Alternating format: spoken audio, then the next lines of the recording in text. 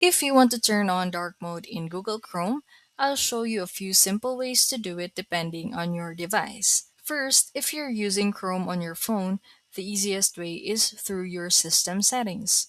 On Android, just go to Settings, tap Display, then turn on dark mode.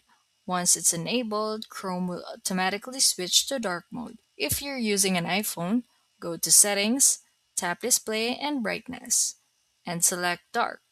Chrome will follow your device theme and switch instantly.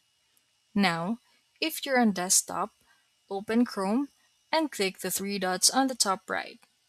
Then go to Settings. From there, go to Appearance and choose a dark theme.